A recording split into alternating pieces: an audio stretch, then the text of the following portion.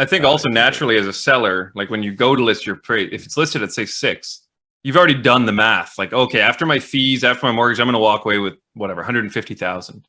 And then, well, now we have to reduce it to 575. So you're like, oh shoot. Well, now I'm giving up 25,000, right? Like it feels like you're actually losing that money, even though that money never existed. Like it wasn't there to start with. But in your head, you're losing 25,000. That's the number. Yeah, and that's the mental block. I think that's so. I'm sure there's a psychological name for that, but perfect segue into money and realtors and commissions. They're that big lawsuit that's going on right now. Tell me about that. You had a great article last week. Board and the Canadian Real Estate Association. So for those of you that don't know, I started a little article writing on LinkedIn, as Paul has done recently, and had a lot of success with it. You can subscribe to Paul's on there. And I didn't realize I wasn't starting an official newsletter. Now I am, after this article. So, we'll probably put the link for this one in the liner notes. But what happened is, when prices of homes started going up, realtors keeping the same type of commission or increasing commissions to maybe bring in better buyers to the property. And of course, as everyone knows, sellers pay the commission for the selling agent and for the listing agent and for the selling agent, the buyer's agent. People are kind of fed up with that, and they think that the commissions are inflated. And again, goes to what we talk about on the show sometimes: greed, realtors being greedy, and the business just being not what it was in certain markets, and some shady characters. So, anyways, there's a big lawsuit. And it goes against the Toronto Real Estate Board, the Canadian Real Estate Association, a potential shift ahead. I'm just going to read some notes from my article.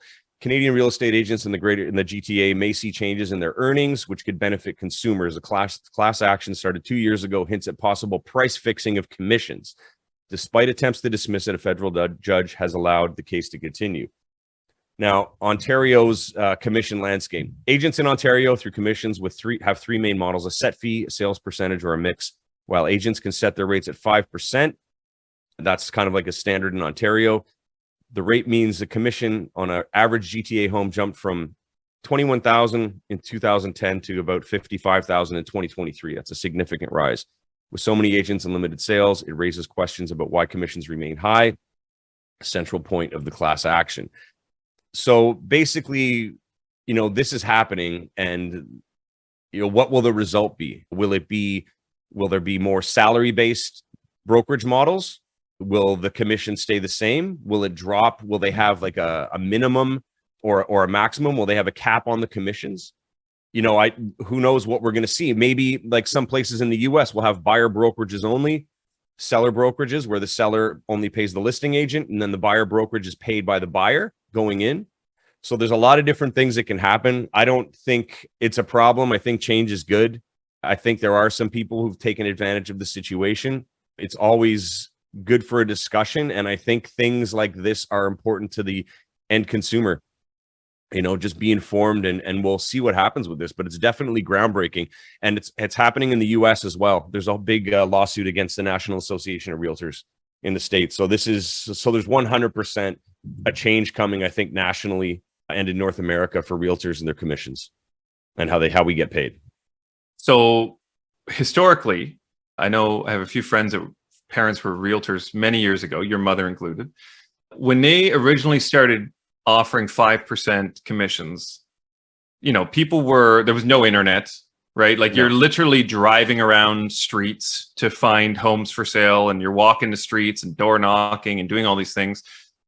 In your opinion, now obviously it might be biased, in your opinion, do you think in 2023 that both the buying and selling agent are earning that 2.5%, given where home prices are and just everything in general? Do you think there's more or less work now than there was in, say, the 70s and 80s as a realtor?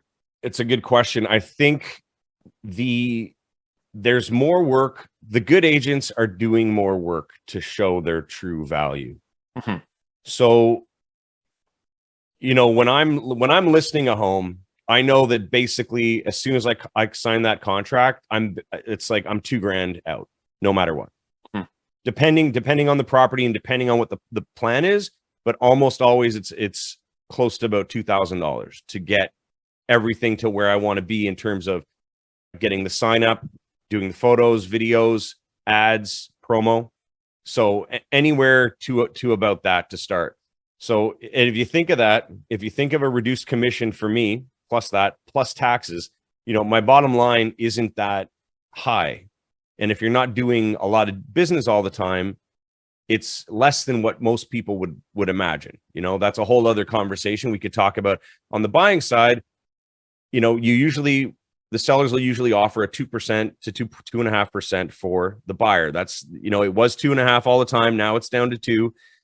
But then again, the point comes where if you're an agent, you get a buyer, you work with them for a week, you go out, you see 10 properties, you do an offer, you get 2% of a big property. Like it's a nice check. Of course, we all pay taxes as well, and it's your time, your investment, but it's not as much time invested. But then you got to think about it. How much time and effort did the agent put into building their reputation to get that buyer, or what did they spend on advertising, promotion to get that buyer?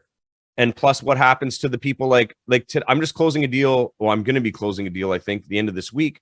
I've been working with this buyer for 2 years, so 24 months. And we lost 4 deals in the process. And we've lost about 4 deals in the process over those 2 years, probably seen, 25 properties. Mm-hmm. And now we've got a deal done and it's going to be just under $475,000. So I'm getting 2% of that. Now I've done all that work. So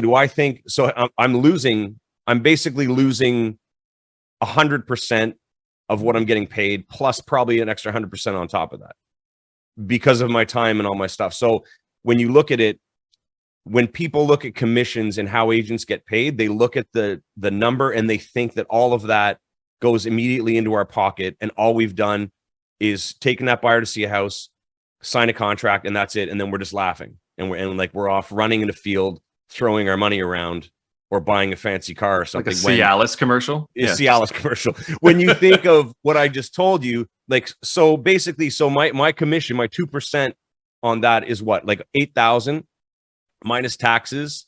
So let's say I walk away with, $5,500. Mm-hmm. Have I worked $10,000 worth of income over the last 2 years? Like 100% I have. So, and this doesn't factor in all the clients as well that don't end up transacting. That you're also don't end up transacting at all. So there's that too, right? Well, yeah. Thanks for tuning in, everyone. We hope you enjoyed today's episode. Please remember to like, share, comment, and subscribe because we'd really like that.